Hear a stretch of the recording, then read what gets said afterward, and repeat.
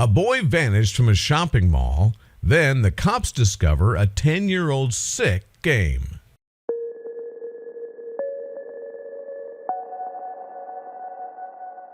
But before we start, please make sure to subscribe to Did You Know and hit the bell so you never miss an upload from us. Also, leave a like right now.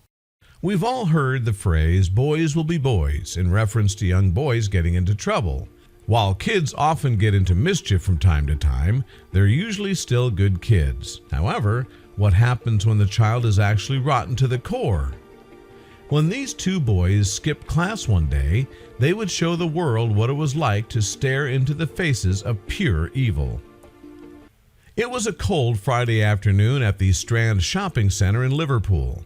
The shopping center was bustling with shoppers, yet something was amiss. Two 10-year-old boys playing hooky from school seemed to continue to draw attention to themselves. How did they manage to get out of school for the day? The two boys were the perfect definition of good boys gone bad. Throughout the day, they shoplifted from multiple stores with batteries and some paint being a bulk of their loot. While on the surface it seemed like two young boys getting into trouble, the truth was much more sinister. Meanwhile, on the other side of the shopping center, Denise, a young mother, and her 2-year-old son James were spending the day shopping with her brother's fiancé and child. With 2 children and lots of shopping to do, Denise found it difficult to watch James at every moment. Even worse, James was beginning to get restless running from store to store. Unbeknownst to both of them, they were being watched from a distance. As Denise spoke with a butcher in an effort to purchase a cut of beef for her husband's dinner, she had no idea that her son James had caught the attention of the 2 boys in the mall. They watched as James walked around, trailing his mother. Realizing Denise was distracted, the boys decided to approach the young James. The 2 boys stealthily approached James while Denise had her back turned. They began to chat with him, gaining his trust enough for them to lead him by the hand out of the store. It took only a moment and he was gone. When Denise turned around, her son was nowhere in sight. The 2 10-year-old boys, identified as Robert Thompson and John Venables, took the young James on a 2.5-mile walk from Liverpool to Leeds and then to the Liverpool Canal. Despite a good amount of people noticing the boys, no one thought anything was wrong. To the innocent observer, it seemed like 3 young boys out for an innocent stroll. Unfortunately, things were about to take a very dark turn. The boys began to taunt James when they reached the edge of the canal. They threatened to throw him into the water so he would drown. One of the boys then picked the poor innocent James up and slammed him to the ground head first, injuring him in the process. As a lump began to form on James's head, the boys decided to take the abuse one step further. By this time, little James was crying uncontrollably. Some bystanders took notice, but both Robert and John were able to shoo them off with a lie. At first, the boys took James by a police station and actually discussed leaving him there. However, they decided against it and led the injured James to a nearby railway station. What happens next is so horrific, you might not be able to stomach it. After the boys reached the railroad tracks, they forced James to strip naked. They then splashed the paint they had stolen into his eyes and forced him to choke on some batteries as well. At this point, James was hysterical, and Robert and John knew they had to shut him up. Their next decision would haunt them for the rest of their lives. Displaying a level of brutality almost unheard of for boys their age, the boys kicked, hit, and stomped on the defenseless James. They hurled rocks and bricks at the little boy and then found a 22-pound railway fish plate. What happens next is chilling.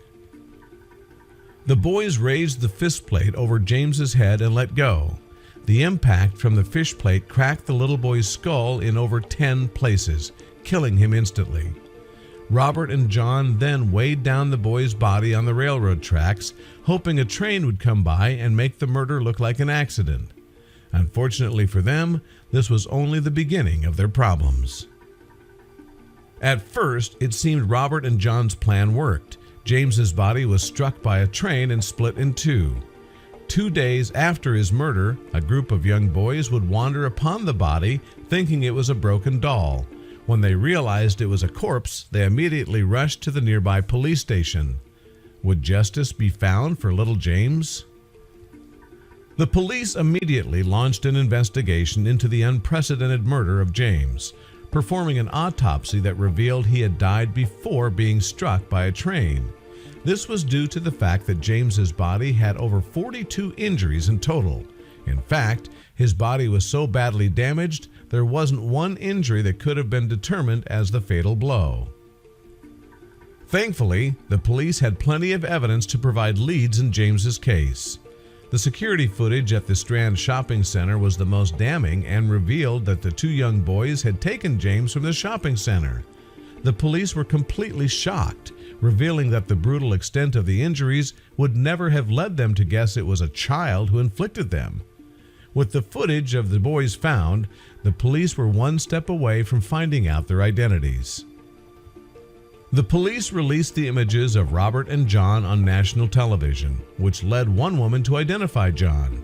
She knew he had been playing hooky from school that day and quickly contacted the police. It wouldn't take long for the boys to be swiftly arrested. Even though both Robert and John were only 10 years old, the horrific nature of their crime led the court to try them as adults. With all of the evidence piled against them, the boys were found guilty and sentenced to life in prison, although they would have possibility for parole at the age of 18. Unfortunately for James's family and his mother Denise, both John and Robert were granted parole 8 years later. Due to the high risk of retaliation against them both, the now young men were given new identities. It seems totally unfair, right? Over the years, John would commit several more crimes involving children that would land him back behind bars. The whereabouts of Robert are unknown due to the witness protection program he was enrolled in. It seems so unfair that little James lost his life so soon, especially at the hands of two young bullies who should have been in school. We can only take the solace in the fact that justice was indeed served, although it will never bring Denise her little boy back.